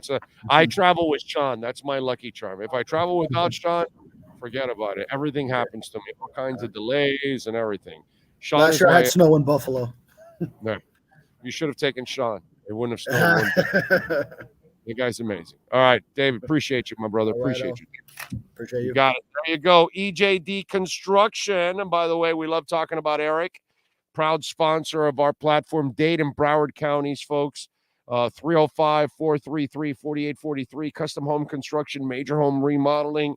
So many of our listeners over the years have called Eric to do like special huts in the back of their house with a full kitchen and a barbecue and a grease trap, an observation deck on top of their house. That's why I'm telling you, major home remodeling and custom home construction. You want to modernize that kitchen. Several of our listeners have done that, where they've gutted out their kitchens and completely modernized it. We've had a couple listeners that have made an efficiency in their home, that they needed to expand the home for family members, and then somebody else made an Airbnb on their property.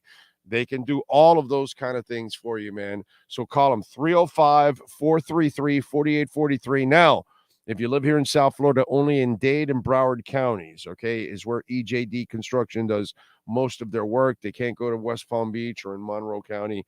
Dade or Broward County, it is your one-stop shop. They know how to get it done, folks. And I'm telling you, AAA plus rating from the Better Business Bureau. Call Eric. This is his personal cell number, 305-433-4843 for EJDconstruction.com. You've been listening to the EJDconstruction.com Miami Dolphins Report with David Furones from the Sun Sentinel. For additions, home remodeling, and custom work, call Eric at 305-433-4843. EJDconstruction.com is the custom home builder and general contractor you can trust. 305-433-4843.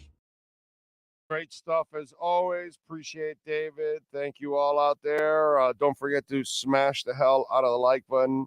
And don't forget to visit the channel. Watch it as much as possible. Even if you have to walk away, let it play.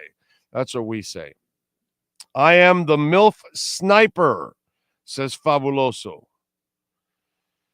All right. Well, you should hang around with Zach Wilson, bro. He's got all the MILFs. Bronco burgers will get done next week. I agree. McDaniel had a vision in his head, what he wanted his offense to look like, and he created it. Amen. Polly King says we're going to turn the Broncos into ponies next week. Let's see. What else? Oh, man. Dolphin says, I hope Sanders gets it together, though. We need him to knock through some clutch kicks down the road. Amen to that. Would be nice. He has got me really, really nervous right now. Native Dolphin fan says special teams is not their strong suit. Special teams is, well, okay, the kicker's an issue. The punter's not bad. And by the way, that punt, that they were backed up and it ended up like on their 38 or 40. The coverage on that punt was awesome, dude.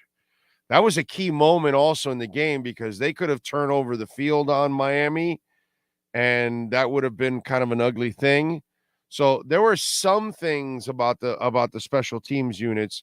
The coverage units weren't bad. They didn't run any kickoffs or real strong punt returns. And then that punt that they covered that I told you was a phenomenal job of a punt and the coverage of that punt. I think it was the Demario Davis kid, the one that Chubb forced to fumble, I think, right? He's the one that he forced to fumble on him. So, let's give a little love to, let's be fair at times, okay, folks? Let's not, it's really Jason Sanders the problem right now. Everything else is fine. The return game is fine. The coverage is fine. The punting is fine. It's really just Jason Sanders. Let's not label the whole special teams. It's not really a whole mess. Okay. I'm not, look, I would have, at the end of last year, I thought Crossman was the guy that you obviously fire. Okay. I wouldn't have gotten rid of Josh Boyer only if you get, of course, Vic Fangio. You have to get rid of him. But if you don't have an established defensive coordinator, I don't think Josh was as bad as people make him out to be. He had no secondary last year. But Danny Crossman, I thought, was terrible last year. Coverage, you name it. There was a whole bunch of things that were wrong. But I got to give him credit. Right now, the coverage units haven't been bad. The return units haven't been bad. The punting hasn't been bad. It's really only Jason Sanders, our only concern. And even last week, Jason Sanders was fine up until the extra point. So he had a good game up until the extra point. Okay. Let's see. Denver is going to look like OJ's white Bronco. Triple H, thank you, my brother. I appreciate you. Thank you. Salute to you, sir. Denver safety getting suspended. What happened? I'm sorry, I must have missed it. We looked like a playoff team for sure. Yeah, no, this is a team that's got an opportunity to go to the Super Bowl, to be quite honest. You got the spread correct, Big O. Great coverage. I easily laid the points, bro. I said the Dolphins would win by 7. That was my prediction right there. Yes, sir. What happened, Sean? Safety. He was fined last week for a hit, and then today he laid out Logan Thomas the same way. Ah, okay. Let's give them Dolphins the victory cigar. They're 2-0. Love it. Love it. Good stuff, man. Good stuff. Thank you. Thank you. Thank you. It was so good to see them win. I just love the fact that they're 2-0. This is as sweet as it gets, man. And it's a great way to start. We just got to hope that we have the luck that you stay kind of healthy. Of course, you're going to get some guys dinged up along the way. It's football, but you've got enough to hopefully get by. And obviously, without Uno, there's nothing. So Uno's the one that's got to take care of himself, and he did it again today. Tua was responsible with the football, did not hold on to it, did not do anything crazy with it, did not try to, run somebody over or anything like that. So I was really proud of Tua, the way he carried himself. Folks, we thank Christopher Price from the Boston Globe for joining us in the pregame show. If you missed that, you can hear that. He had the Patriots winning. We thank David Furones, and we thank Safid Dean. As always, we thank Sean Stanley, the man that masters this entire platform every single day. We thank all of you out there who tuned in. Remember, you can appreciate all of you out there that have tuned in. Visit our sponsors, hit the like button, hit the notification bell, sent in a super chat, or you sent in a donation, which you can do it at any time, whenever you're listening, day or night, whenever, or a rant, whatever. You can send it in on Cash App or Venmo at Cash Big O Show.